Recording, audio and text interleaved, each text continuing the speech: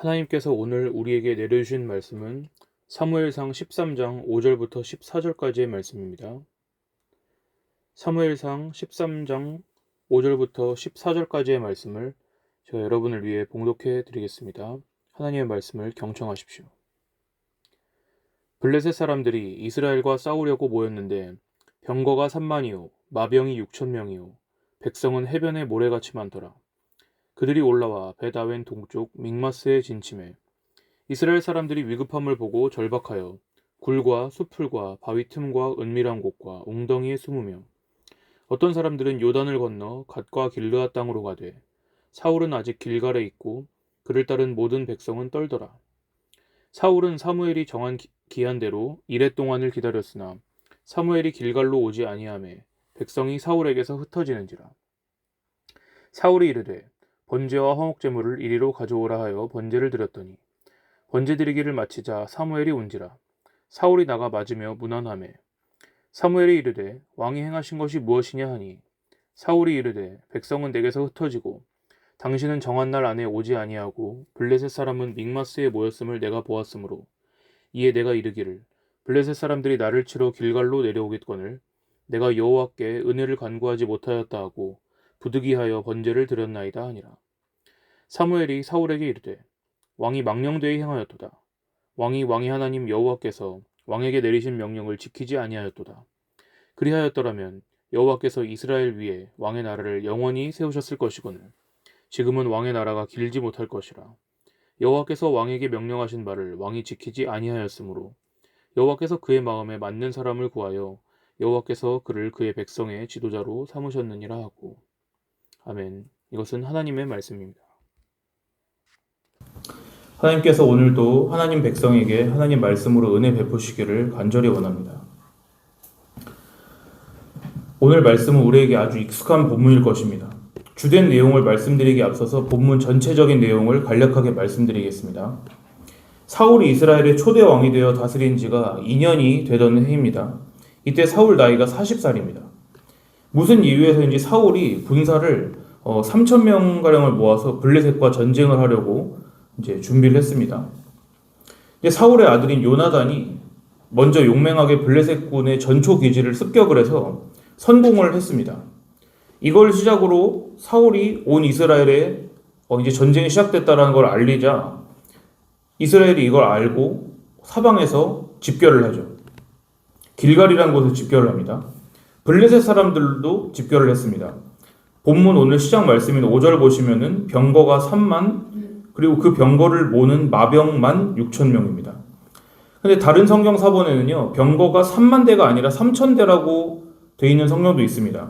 근데 저는 이 병거를 모는 마병이 6,000명이라고 한 걸 보니까 3만 대보단 3,000대가 더 맞는 것 같다고 생각을 합니다.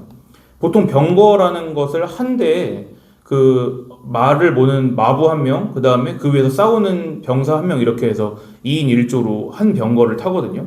그러니까 병거 3,000에 마병 6,000이라고 계산하는 게 좀 더 타당하겠죠. 이 병거라는 것이 뭔지 잘 감이 안 오실 수가 있는데 이 고대 시대에서 병거라는 것은 전투 마차인데 지금으로 치면 탱크랑 비슷한 것입니다. 이제 좀 오바라고 생각할 수도 있습니다. 말이 끄는 마차가 뭐 탱크야 이렇게 생각하실 수가 있지만은 이게 고대 국가에서 병거를 운용한다는 것 자체가 기본적으로 뭘 말하는 거냐면 철기 문화라는 걸 뜻하는 것입니다. 전쟁에 쓰는 마차를 예를 들어 청동으로 만든다고 생각을 해보세요. 청동은요 내구도도 약하고요 비싸거든요. 이제 상식적으로 여러분이 아시면 재미난 사실은 석기 시대가 끝나고 청동기로 넘어가잖아요. 그리고 청동기가 끝나고선 무슨 시대가 옵니까? 그 다음 철기죠. 그러니까 우리는 철이 청동보다 비싸겠구나 이렇게 생각을 하시겠지만 아닙니다. 철이 훨씬 쌉니다. 청동보다. 철이 더 생산량도 많고요. 청동보다요. 근데 저희가 오늘 읽진 않았지만은 13장 19절 이후에 보시면은 이스라엘에는 대장장이가 없습니다. 예. 그래서 이스라엘 사람들이 금속으로 된 농기구나 도구를 재련하려면은 이스라엘 내에서 하질 못하고 블레셋 땅으로 넘어가서 거기서 대장장을 찾아가야 되는 거거든요. 근데 22절에 보면요 더 충격적인 말이 써 있는데 이스라엘 전체에서 이 칼과 창을 가진 게 누구밖에 없냐면요 왕과 왕자뿐입니다. 사울 왕과 요나단 왕자 외에는 칼과 창이 없었다는 것입니다. 근데 저희가 성경 이야기를 다룬 영화 같은 걸 보시면은 이스라엘 군이든지 블레셋 군이든지 가리지 않고 막 다 칼을 들고 막 창을 들고 막 전쟁하고 그런 장면은 사실과는 좀 거리가 먼 것이죠. 그러니까 칼이라는 건요, 왕과 왕자가 가지고 있는 상징적인 귀한 물건이었던 것입니다. 근데 이제 이런 이스라엘 상황에 상대 블레셋은요, 철 갑옷, 철 무기, 철 병거로 무장을 하고 있는데 비교가 되시죠? 그래서 제가 탱크라고 말을 한 것입니다. 병거를 가지고. 예를 들어서 나는 이스라엘 진영의 지금 군사입니다. 대치를 하고 있는데 저는 삽 같은 걸 가지고 있습니다. 삽. 그 혹시 운전 처음 배우셨을 때 기억이 나시나요? 처음 운전 배우시면 도로에서 40km만 밟아도 덜덜 떨리잖아요. 근데 지금도 시내 주행을 기준으로 봤을 때 60km면은 시속 60km면은 별로 느리지 않는 거잖아요. 근데 로마 시대의 병거를 기록에 보면은 그 전차가 시속 60km 정도 됩니다. 말 두 마리가 끄는 게요. 난 삽 들고 있는데 지금 저 멀리서 철 마차가 시속 60km로 달려오는 거예요. 근데 지금 우리들이 이렇게 뭐 KTX도 다니고 빠른 이동 수단이 있는 시대에서는 시속 60km가 뭐가 빨라 그러실 수 있겠지만 이 당시 사람들 한번 생각해 보세요. 태어나서 죽을 때까지 시속 60km로 한 번도 달려본 적이 없는 사람들이 훨씬 많은 시대입니다. 말을 다 타는 게 아니니까요. 간단히 말해서 이건 싸우면 안 되는구나 이렇게 생각을 하시면 편합니다. 지금 철 병거만 3,000대 그리고 그걸 모는 마병이 6,000명. 그 외에 블레셋 군사 수는 너무 많아서 그냥 해변에 모래 같다 이렇게 써있죠. 블레셋이 이런 위용을 뽐내며 진을 칩니다. 그럼 이걸 본 이스라엘 사람들 마음이 어떨까요? 그래 우리 하나님의 백성이니까 한번 남자답게 싸워보고 죽자 이럴까요? 별로 그러지 않습니다. 다 흩어집니다. 굴에 숨고요, 숲에 숨고요, 동굴에 숨고요, 땅에 파놓은 물 저장고에도 숨고요. 다들 다 숨습니다. 그리고 일부는 요단강 너머로 도주하고. 지금 일촉즉발의 상황인데 문제는 한번 싸워볼 만한 게 아니라 싸우면 안 된다는 것이죠. 속된 말로 지금 똥줄이 타는 상황입니다. 그게 무엇이 더 추가적으로 상황이 있냐면은 사무엘 선지자가 사울 왕에게 미리 해둔 어떤 말 때문입니다. 뭐냐? 일주일 안에 내가 길갈로 오겠다. 이스라엘이 진친 길갈로 내가 오겠다고 사무엘 선지자가 사울 왕에게 이미 말을 했다는 것이죠. 그래서 사울은 백성들이 여기저기 숨고 사기를 잃어가는 상황에서도 그냥 일주일은 버틴 것입니다. 근데 일주일이 넘은 것입니다. 약속된 일주일이 넘었습니다. 사무엘 선지자가 오지 않으니까 백성들이 더 뿔뿔이 흩어집니다. 그러니까 긴박해진 사울이 잘 알듯이 어떻게 하나요? 번제를 자기가 드립니다. 근데 이게 또 드라마인 게 뭐냐면 번제를 딱 마치니까 누가 옵니까? 그때 사무엘이 오는 것이에요. 사울이 나가서 맞이하죠. 왕을 만난 사무엘이 묻습니다. 지금 뭘 하신 겁니까? 여기 보면은 11절에 왕이 행하신 것이 무엇이냐 이렇게 하면은 이게 어감이 잘 와닿지 않으시겠지만 이런 것입니다. 지금 뭐 하신 겁니까? 그래서 이제 사울이 대답을 합니다. 지금 블레셋과 코앞에서 대치 중인 상황이라 언제 전쟁이 터질지 모르는 상황인데 오시기로 한 당신은 안 오시고 날짜에 지나시고 백성들은 다 숨고 도망치고 흩어진 바람에 제가 부득이하게 번제를 드렸습니다. 제가 여호와 하나님께 전쟁에서 이기게 해주십사 이렇게 은혜를 구하지 못해서요. 이렇게 이제 사울이 말을 하는 거죠. 사무엘이 이에 뭐라고 합니까? 왕이 망령되이 행하였도다. 영어 성경 번역을 읽어드리면요. 이렇습니다. 당신이 멍청한 짓을 저지르셨습니다. 이제부터 우리가 이 말씀에 대해서 흔히 하고 있는 오해들을 좀 살펴보고 하나님께서는 이 일을 통해서 오늘날 우리에게 무슨 말씀을 하시는지를 함께 나눠보겠습니다. 먼저 여러분 이 말씀을 본문으로 한 설교를 들으시면 보통은 주제가 딱 감이 잡히시죠. 사울 왕이 번제를 자기가 기다리지 못하고 드린 이 본문에 대해서 보통은 사울을 어떻게 평가를 하죠? 인내심이 부족하다. 이 이야기를 인내심에 관한 교훈이라고 들으실 때가 자주 있으셨을 겁니다. 근데요, 지금 사울은요, 본문을 잘 보시면 아시겠지만 시간 약속을 어긴 것이 아닙니다. 사무엘이 어겼죠, 시간 약속은. 사울 왕은 기다렸습니다, 일주일을. 사울은 사무엘이 미리 말한 7일 기한을 다 못 기다리고 번제를 드린 게 아니에요.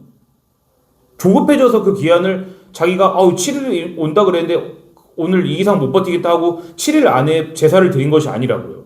사울은 사무엘이 정한 기간대로 2일 동안을 기다렸다고 8절에 분명히 기록되어 있잖아요. 그 시간이 지났는데도 사무엘이 오지 않으니까 이 사건이 벌어진 것이죠. 이 말씀이 인내심 부족에 관한 죄를 물으려는 말씀이 아니란 것을 제가 앞에서 설명한 것입니다. 당시에 전쟁이 이렇게 긴박했고 게임이 되지 않는 상황이었기 때문에 사무엘이 이럴 수밖에 없었다는 것을 여러분 설명드리려고 앞에 전쟁 얘기를 좀 한 것이에요.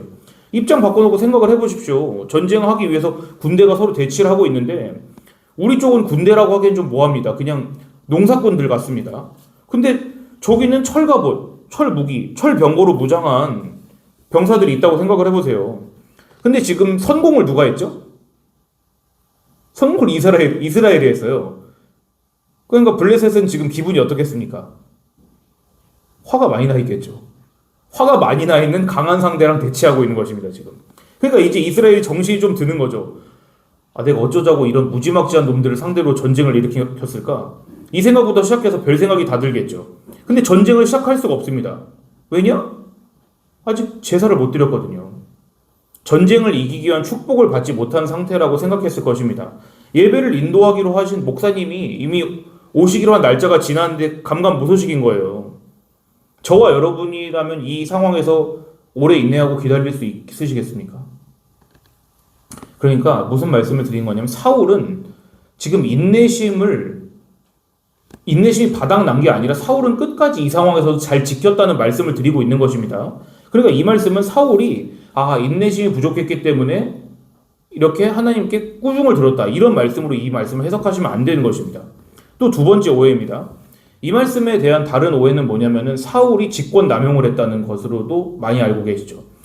사울은 지가 제사장이 아닌데 왜 제사를 드려? 이렇게 하고 멋대로 제사를 드린 것을 문책당했다는 것이죠. 근데 이러한 비판은요. 물론 사울 왕이 인내심이 없었다 이렇게 말하는 것보다는 조금 더 타당한 비판입니다. 그렇지만 우리는 사울 왕이 제사를 드렸다 이 말을요. 사울 왕이 직접 자기가 제사를 올렸다는 식으로 이해하면 안 됩니다. 왜냐하면 당시의 정황을 보면요. 사울 왕에게 제사장이 있었을까요? 없었을까요? 대동한 제사장이 있었어요. 14장 다음 장의 14장의 3절하고 18절에 보시면요. 당시 제사장이었던 아이야 제사장이 동행했습니다. 이 전쟁에요. 이 제사장은 아이야라는 사람이 명분이 없는 사람이 아니라 소위 마지막 사사로 알려지는 엘리 제사장의 증손자예요. 근데 이 제사장이 그 명분이 있는 제사장이 왕과 동행을 했으면은 이 당시에 제사 집례를 누가 했겠습니까? 아이야 제사장이 했던 거라고 보는 게 더 타당한 것이죠. 그러니까 사울은 독단적으로 자기가 이거 번제물 가져오라고 명령했겠죠. 근데 그게 내가 직접 각을 뜨고 제사를 올린다는 뜻은 아니었다는 것입니다. 자, 참고로 다시 말씀드리면요. 저는 지금 여러분께 사울 왕은 잘못이 없다고 두둔하는 게 아니라요. 하나님께서 성경을 통해서 정말 죄가 무엇인지를 우리에게 어떻게 가르치고 계신가를 함께 살펴보자는 것입니다. 근데 오늘 사울 이야기에서 살펴볼 때 그 죄란 우리가 흔히 생각하듯이 인내심 부족이었습니까? 그게 아닙니다. 직권 남용의 죄였습니까? 그런 것도 아닙니다. 자, 이걸 아신다고 해서 여러분께 도움이 될런지 제가 잘 모르겠지만 제가 죄의 특징에 대해서 비밀을 하나 말씀드리겠습니다. 죄라는 건 사실 잘 안 보입니다. 죄는 겉으로 우리가 드러났을 때 저거 죄야. 이런 건 죄가 성경이 말씀한 죄가 아닐 가능성이 높다고요. 좀 다르게 말씀드려 볼게요. C.S. 루이스라는 유명한 기독교 작가가 이런 말을 한 적이 있습니다. 마귀는 참된 죄 하나만 우리 가운데 심어줄 수 있으면은 그 나머지 죄들은 너그럽게 용서해 준다고요. 물론 이건 다른 어떤 맥락 가운데 한 얘기긴 하지만 이 말이 대단히 의미가 있죠. 어떤 한 죄, 정말 죄라고 불릴 만한 그 하나만 심어줄 수 있으면은 나머지 죄들은 너그럽게 용서해 준다는 것입니다. 그러니까 사울이 되었든지요, 누가 되었든지 성경 전체의 맥락을 통해서 그 인물이 저지른 죄의 진짜 정체를 잘 보지 못하고 표면적으로만 보잖아요. 그러면 우린 잘못된 길에 서 있다는 것이죠. 우리가 계속 참된 죄를 깨닫는 데 집중하지 않고 표면적인 죄들만 보고 있으면 그 결과가 참으로 무섭습니다. 어떻게 되는지 아세요? 참된 죄를 모르면요, 참된 회개를 할 수 없습니다. 표면적인 죄들에 대해서 계속 회개하면은 우리는 마치 속임수에 놀아나는 것과 비슷한 것입니다. 참된 어떤 죄가 있는데 그건 못 보고 수박 겉핥기식으로 회개하는 거예요. 참되게 회개하지 않는다는 말을 좀 더 풀어서 얘기해 드릴까요? 우리가 예수 그리스도를 필요로 하지 않는 존재들이 된다는 것입니다. 자, 이제부터 그럼 사울 왕의 죄가 정말로 무엇인지를 한번 살펴보겠습니다.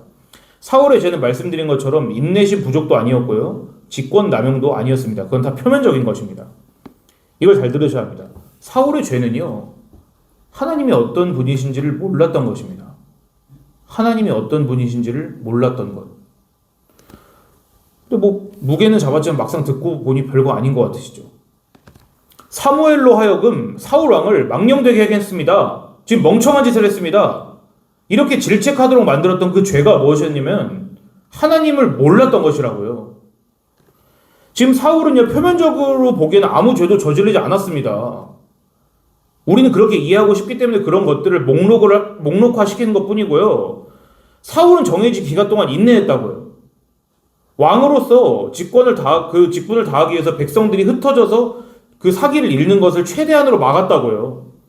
전쟁에 본격적으로 임하기 전에 예배 건너뛰어, 이게 아니라 예배를 드렸다고요. 근데 정황상 이것은요, 자기가 직접 제사 드린 거 아니라 그랬죠. 제사장을 대동해서 제사장이 집례했다고 했습니다. 근데 지금 뭐가 잘못된 것입니까? 하나님께 대해서 사울 왕의 생각이 어땠는지를 잘 보여준 말씀이 바로 12절입니다. 12절을 한번 봐보십시오. 사울이 지금 대답하는 것입니다.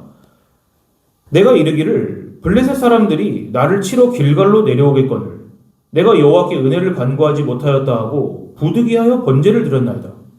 이게 뭔 뜻인지 제가 풀어서 말씀드릴게요.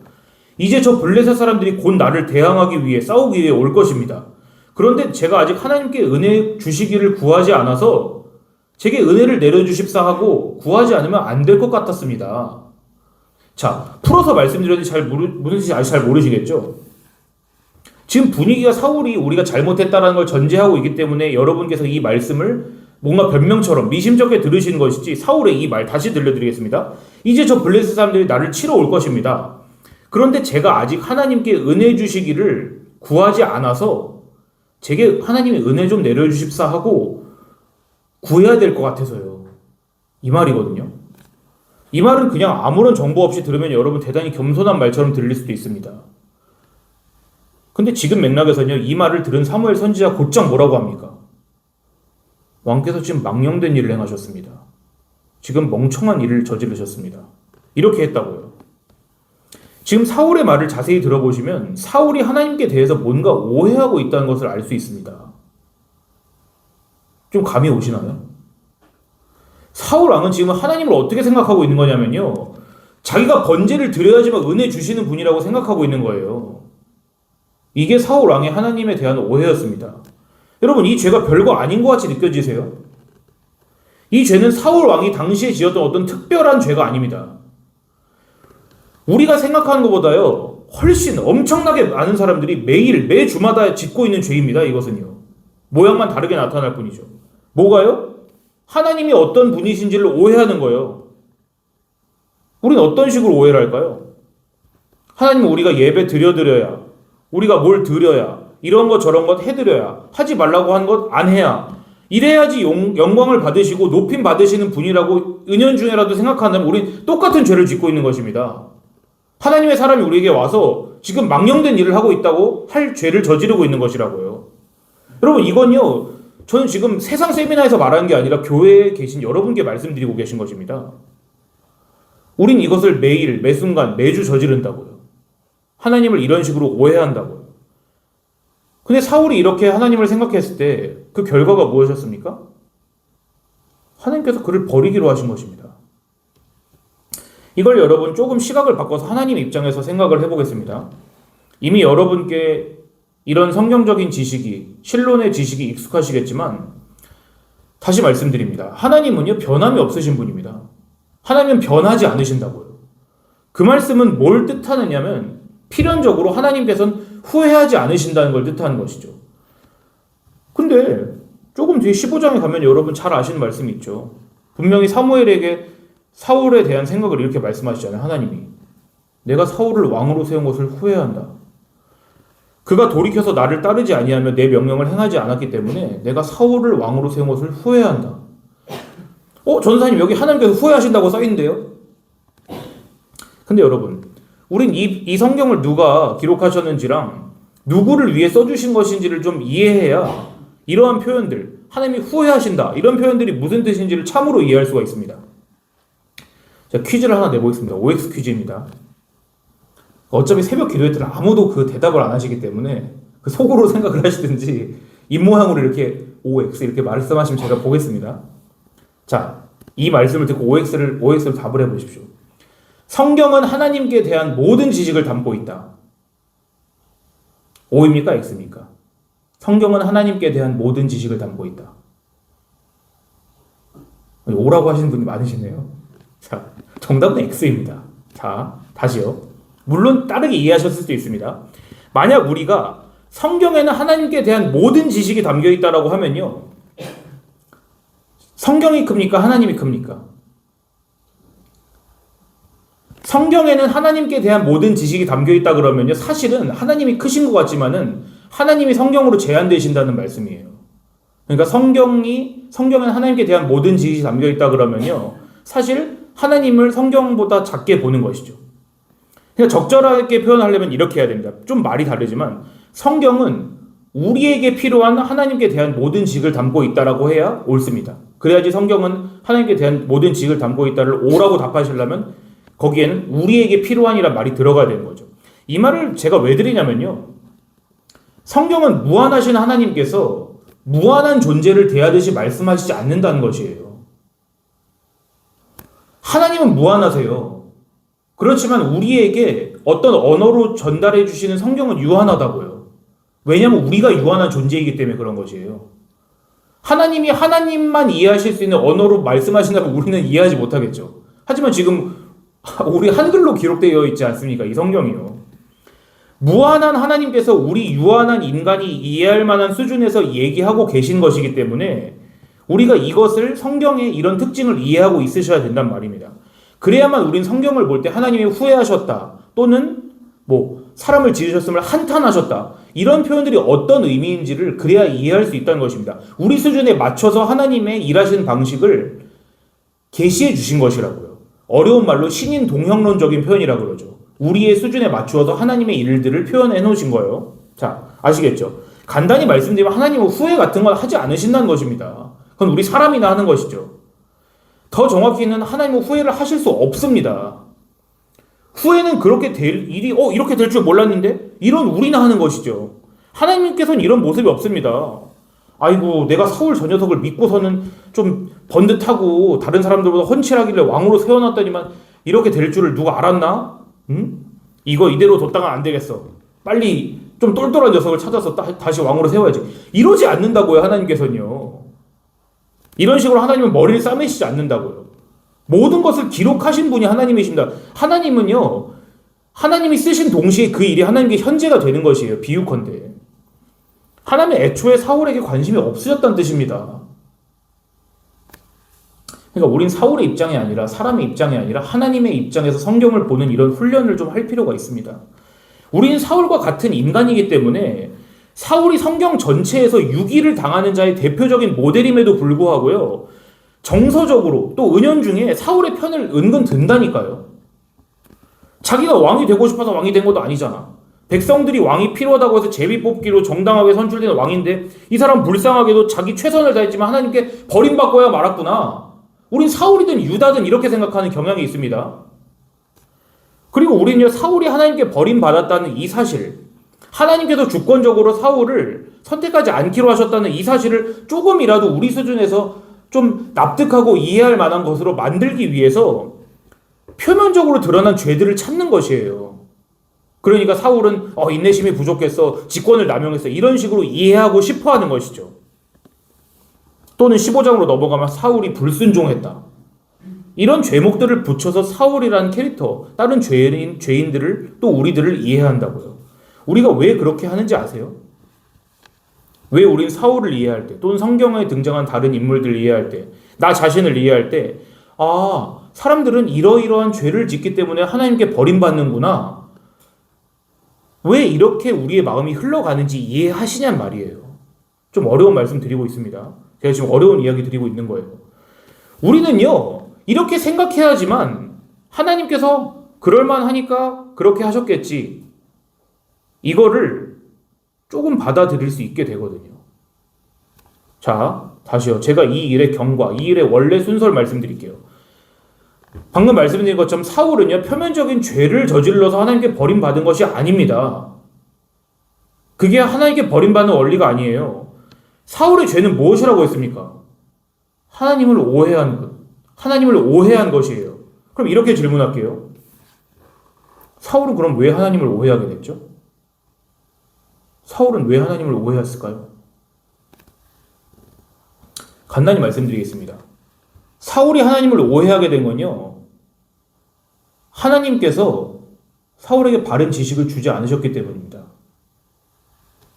하나님 당신에 대한 지식을 사울에게 주지 않으셨기 때문에 오해한 것입니다.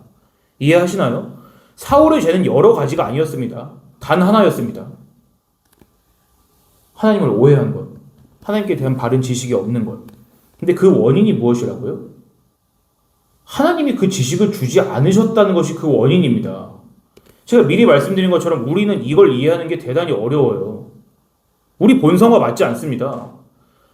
지금도 여기 있는 이 사람이 무슨 말을 하는지 잘 모르시다고 생각하실 수도 있어요. 이해합니다. 그렇지만 우리가 성경을 통해서 배워야 되는 게 뭐냐면요, 어떤 사람이 저지른 구체적인 죄목이 아닙니다. 그건요, 너무 저차원적인 것이에요. 우린 거기서 넘어서야 됩니다. 제가 누누이 말씀드리지만 성령의 열매를 반대로 예를 들어볼게요. 성령의 열매가 몇 가지죠? 9가지라고 하시죠. 성령의 열매는요, 목록을 만들어보면 더 많을 수 있습니다. 그렇지만 더 중요한 건 뭐냐면요, 그게 원어적으로는 하나 열매라고 써있다고, 열매들이라고 안 써있고요. 성령의 열매들은 이러이러한 것이라고 써있는 게 아니라 성령의 열매 하나가 원형이 있는데 거기서 이러이러한 것들이 갈라져 나온다, 이러이러하게 드러난다라는 것을 설명하기 위해 역시 우리 수준에 맞게 9가지라고 한 것이죠.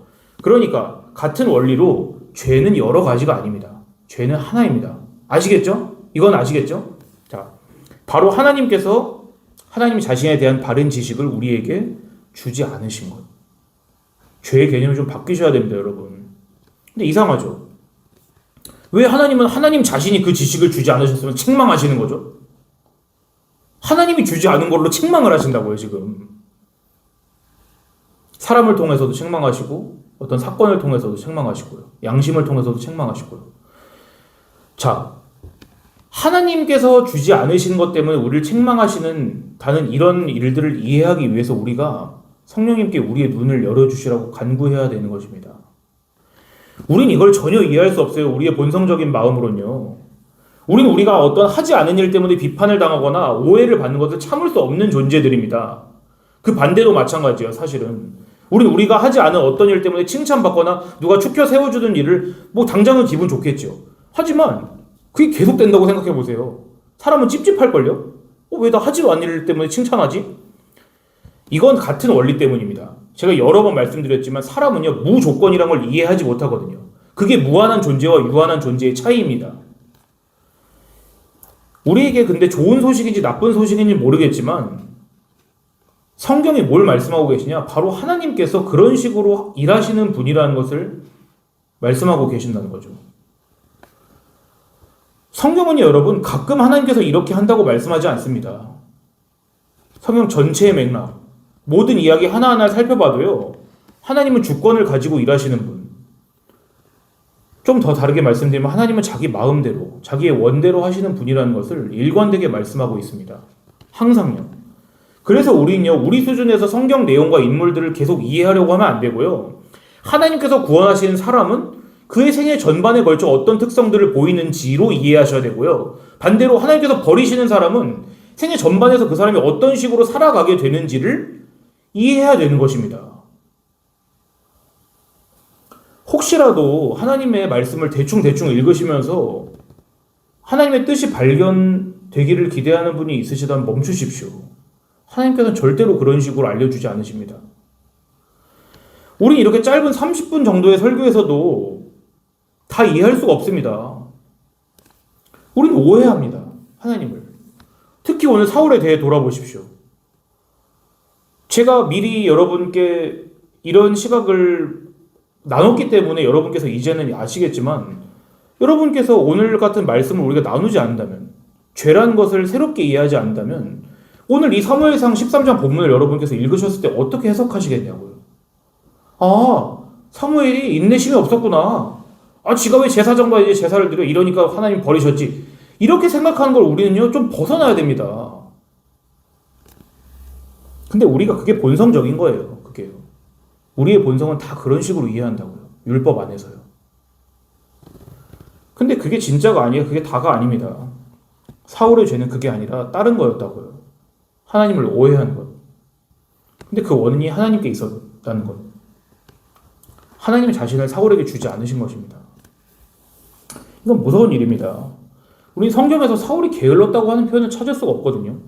사울은 왕으로서 자기 일을 잘했습니다. 초조한 상황 앞에서 인내했습니다. 오히려 거기 이렇게 전쟁을 치르기에 앞서서, 거사를 치르기에 앞서서 예배 드릴 줄 아는 사람이었다고요. 그런데 하나님을 몰랐습니다. 그게 다 하나님 모르고 한 일들이에요. 하나님께서 반드시 우리 각 사람에게 물으실 것입니다. 성경 내용 얼마나 잘하느냐, 교회에 얼마나 오래 출석했느냐, 그간 무엇을 했느냐, 이런 걸 묻지 않으시고요. 다만 너가 날 아느냐고 물으시겠지요. 우리는 하나님을 표면적으로만 아는 일을 경계해야 됩니다. 성경을 그저 우리에게 뭔가를 해야 될 일들을 써놓은 것으로 이해하시거나, 또한 하지 말아야 될 것을 써놓은 책으로 이해하시거나, 규칙 다발로 이해하시면 안 됩니다. 성경은요, 무한하신 하나님께서 우리 유한한, 무가치한 존재들에게 은혜 베푸신 사실을 기록하는 책입니다.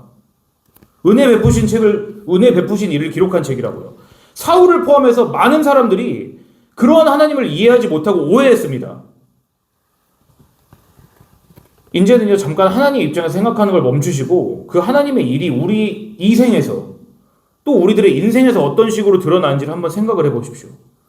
우리가 예를 들어 성경관을, 율법 규칙 묶음, 또는 고상한 삶으로 나를 인도해주는 책, 나에게 어떤 정치관이 더 기독교적인지 가르쳐주는 책, 예전과 나를 다른 습관으로 인도해주는 책, 이렇게 이해하고 있으면요, 우리 성경과 하나님을 오해하고 있는 것입니다. 하나님의 사람은요, 하나님이 택하신 사람은요, 반드시 성경을요, 우리에게 죄에 대하여, 의에 대하여 새롭게 가르치시는 책으로 이해합니다. 우린 성경을 읽으면서 죄가 무엇인지, 의로움이 무엇인지를요, 우리의 원래 가지고 있던 것들에서 덧붙여서 이해하는 게 아니라 완전히 새롭게 변화된다는 것을 느껴야만 됩니다. 이 죄와 의에 대해서, 하나님의 의로우심에 대해서 이제 이 주제는 나 배웠으니까 졸업했다, 이렇게 느껴지신다면요, 반드시 우리가 서 있는 길을 점검해야 됩니다. 이걸 평생 연구하셔도 모자랍니다. 정말로요. 하나님께서 우리에게 은혜 베푸셔서 오늘도 우리의 눈과 귀가 하나님의 의를 새롭게 볼 수 있도록 인도하시기를 정말 간절히 원합니다. 기도하시겠습니다. 주님, 우린 익숙하고 작은 말씀 하나에서도 주님께서 말씀하시고자 하는 것들을 다 이해하지 못하고 우리의 생각에 갇혀있을 때가 많다는 것을 주님 앞에 겸손히 고백합니다. 하나님, 정말로 주님께서 우리에 대하여 말씀하시듯이, 또한 정말로 하나님께서 그 마음에 겸손을 허락하신 사람들이 스스로에 대해 말했듯이 우리는 어린 아이와 같아서 갈 길을 알지 못합니다. 아버지, 우리가 배우는 하나님에 대한 지식들이 정말로 우리를 기쁘게 하고 충만하게 한다는 것을 우리가 정말 많이 느끼지만, 또한 그것을 우리가 알고 있지만, 그런 것들 가운데서 진정 하나님께서 우리에게 무엇을 말씀하시는지를 놓치지 않도록 또한 더욱 큰 은혜를 베풀어 주옵소서. 주님, 우리의 마음이 무조건을 절대로 이해할 수 없고, 또한 우리는 여전히 하나님의 말씀을 율법으로 여기며 살 것입니다. 주님께서 그런 우리를 아시고 또한 우리를 불쌍히 여기셔서 하나님 자신을 우리에게 주실 것을 기대합니다. 하나님께서 우리의 의로움을 새롭게 하셔서 우리가 알던 의로움에서 벗어나도록 도와주시옵고 하나님의 나라와 의가 무엇인지를 구하는 복된 삶으로 주님 우리를 인도하여 주옵소서.